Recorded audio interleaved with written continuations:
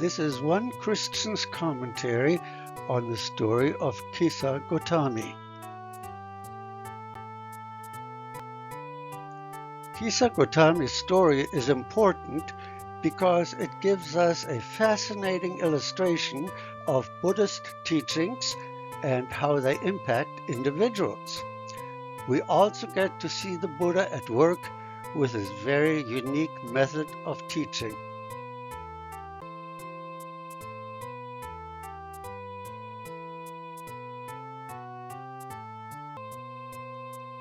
This story is of particular significance because it addresses one of the most horrific events that can happen to a person, namely the death of a child. Now, obviously, there are some guidelines that we must observe in order to make sure that our discussion is fair. We need to understand the Buddhist beliefs underlying the story, and I might add that Buddhists watching this video need to understand Christian teaching as well. Kisa's story emphasizes the Buddhist teaching of the impermanence of everything that we usually consider to be real.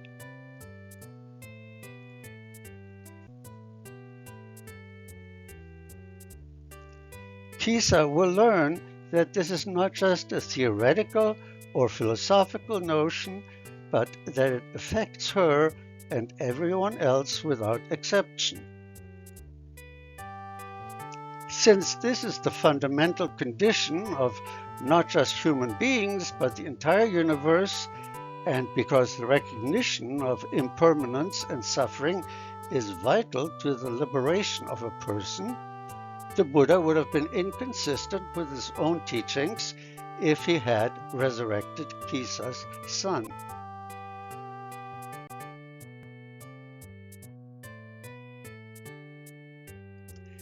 There are different versions of this story, and many of them are filled with various other catastrophes, such as the death of her husband and not just one but 2 children who die, and so forth. There is even a question of whether the woman in the story was Kisa Gotami or someone else called Patachara. However, since the original intent seems to have been on Gotami's son's death and the Buddha's response, we will concentrate on that. In my longer video on Kisa Gotami, I include the narrative supplied by Paul Keres on how she got into the situation to begin with, but even though it puts more life into the story, it is not an original part of it and is not needed here.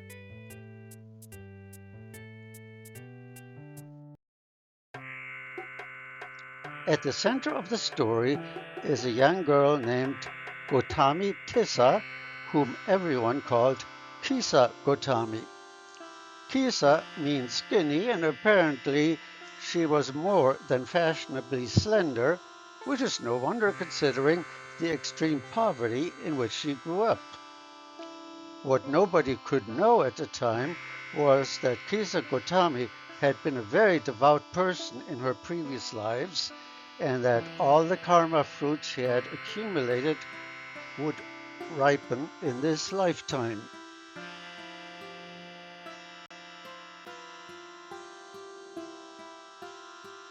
For reasons that I mentioned in the longer video about her, due to her insight and compassion, she wound up getting married into a very rich and powerful family.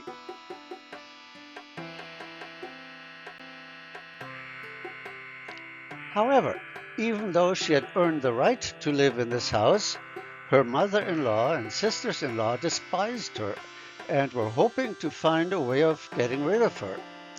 This hatred became even stronger after Kisa's husband died, for reasons that are not specified in the more reliable accounts of what may have been the original story.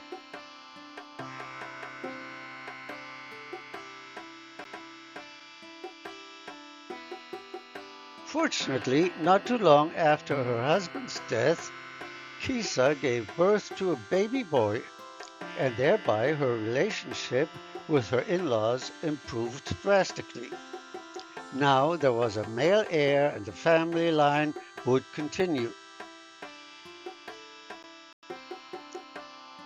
Obviously, Kisa did not love her son just because it created a nicer atmosphere with her in-laws, but she loved him as much as any mother loves her child. But then one day, when Kisa's son was playing outside, she took her eyes off him for just a few moments and a venomous snake bit him. He died instantaneously. By the time that Kisa turned to look at him again, just a few seconds later, he was already gone. But she would not accept that fact. She convinced herself that she was only very seriously ill and that there would be medicine that could bring him back to health. She knew that the alternative was not only having lost her son, but being made to drop him off at the charnel place, as she was going to be sent back into the extreme poverty from which she had come. So Kisa went from house to house in her village, carrying the little corpse in her arms, trying to find someone who might know the correct medicine to cure him from whatever illness he might have. Needless to say, everyone recognized immediately that there was nothing anybody could do for the child, but they did not want to be the ones who gave Kisa the news. Some tried to console her, others thought she was ridiculing them. None had the answer she wanted.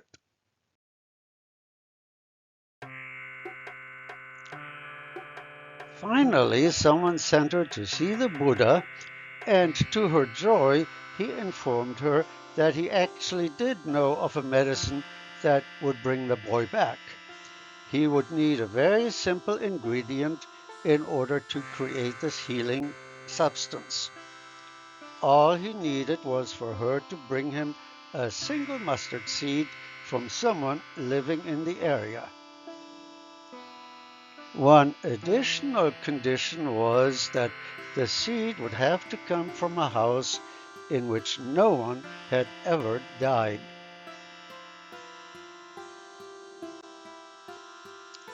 Once again, Kisa rushed from house to house, but this time she had a very specific item to ask for. A mustard seed? Everyone was happy to share a mustard seed. But when they learned about the other condition, they knew that they could not help her. Every family had experienced death.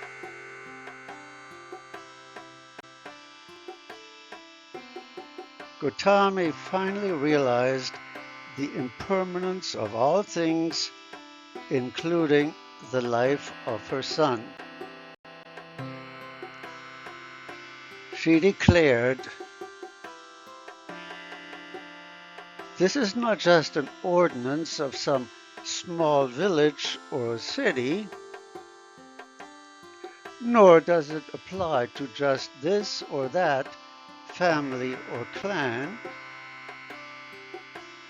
It applies to every world, including its gods. This is the universal law. Nothing is permanent."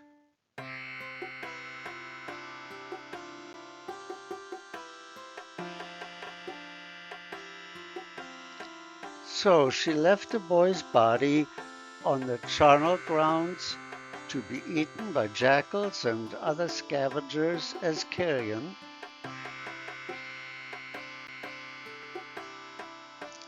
and returned to the Buddha. She paid reverence to him and thanked him, and upon her request, the Buddha allowed her to be a nun in the ever-growing order of Buddhists.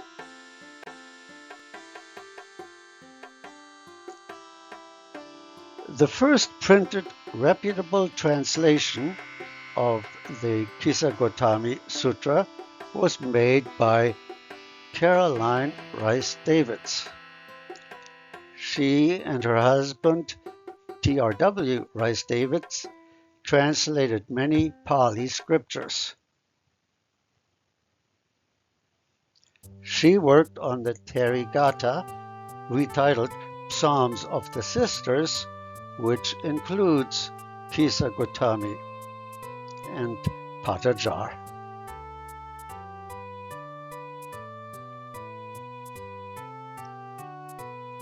Caroline Rice Davids expressed great empathy with Kisa's story.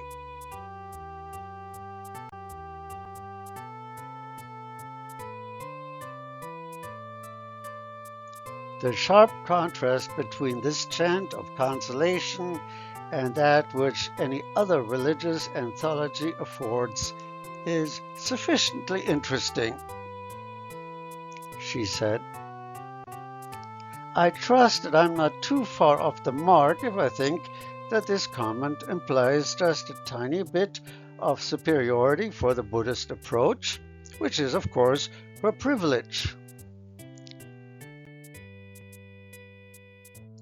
She goes on, if the burden of the story as a chant be imagined, uttered in grave, tender accents, coming from a heart that felt intensely because it had so ached, and from a mind that understood and was therefore serene, even so might Bouguereau's painting Vierge Consolatrice, the Virgin of Consolation, speak, her great wise eyes looking forth over the anguished, bereaved sister flung on her lap, while the dead child lies below at her feet. William Adolphe Bouguereau was a celebrated French painter who incurred the displeasure of his contemporary colleagues by ignoring the developments of Impressionism and those who followed thereafter, and by working in a classical style depicting realistic religious figures. Here we see his Virgin of Consolation in full color. The child is clearly dead. The grief-stricken mother is finding solace in the Virgin's lap. But where are these great wide eyes directed? We see that they are looking above her head, with both pupils up as far as they can go.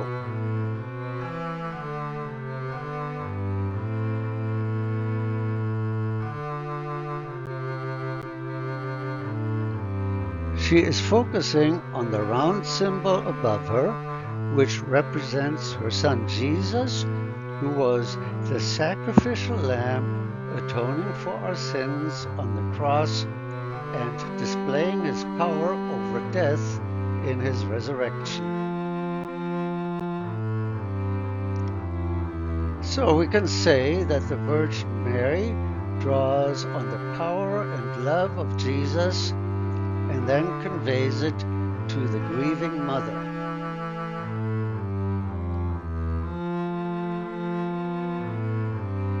The stippled line seems a little awkward because of the way that it has to bend in order to get to the mother's mind.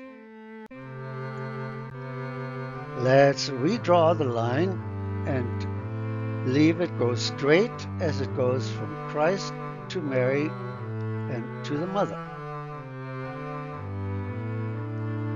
The result is that where the line touches the mother is not to her mind, which is anything but calm and serene at this time, but right into her heart. Achieving a certain state of mind may be helpful, but true consolation can only come about when God's Spirit heals the heart. Caroline Rice Davids was not able to live up to the philosophy she had so enthusiastically applauded earlier. Tragically, her son Arthur, who was a fighter pilot in World War I, was killed in action in 1917. Caroline could not accept his death as final. She continued to immerse herself in occult techniques and seances and other forms of spiritualism in order to communicate with him and other deceased people, including her husband, who died 5 years later. Now, the problem that I see is, of course, with spiritualism and necromancy, but also that quite obviously the wisdom of the Therigatha simply to accept someone's death just did not work out for Mrs. Davis. And now for a Christian text. Let us look at Luke 7:11 through 17. There we see that Jesus and his disciples went to visit the city of Nain.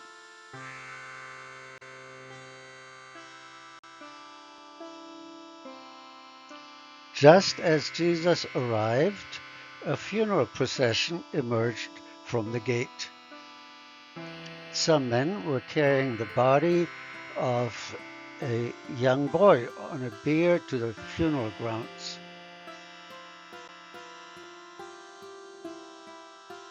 The mother was right beside them, deeply grieving.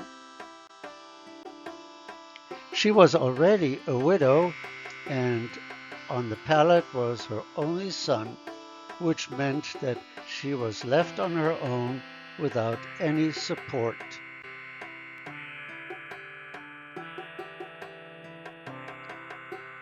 There was also a crowd there sharing the sorrow. When Jesus saw her, he felt compassion for her and said, "Don't cry." I can only imagine the feelings that this statement must have created. I believe that people who are in deep grief, who are facing a bleak future, have every right to shed as many tears as they want to or need to. Of course, Jesus had something different in mind altogether, but no one present at the moment would have known what it would be, and the statement may have sounded insensitive to everyone there. But Jesus wasted no time. He stepped up to the open coffin, touched the boy, and spoke to him directly. "Young man, get up."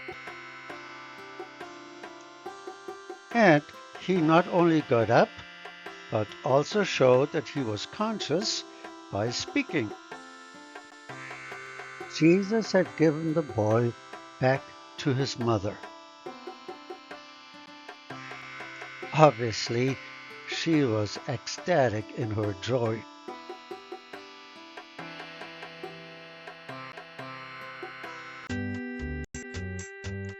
And the crowd, who had been so sad and perhaps skeptical before, now also became exuberant. They shouted, "A great prophet has risen among us, and God has visited his people."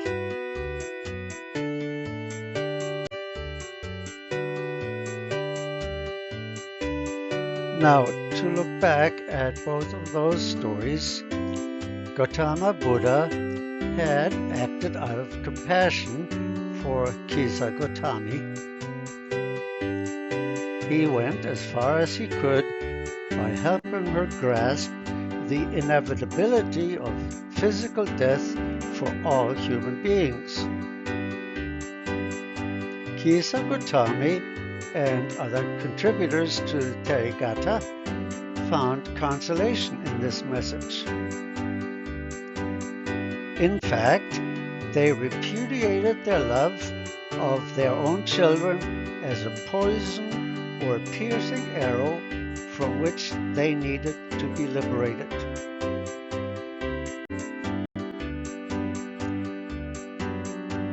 Now, Jesus did not come in order to give everyone physical immortality.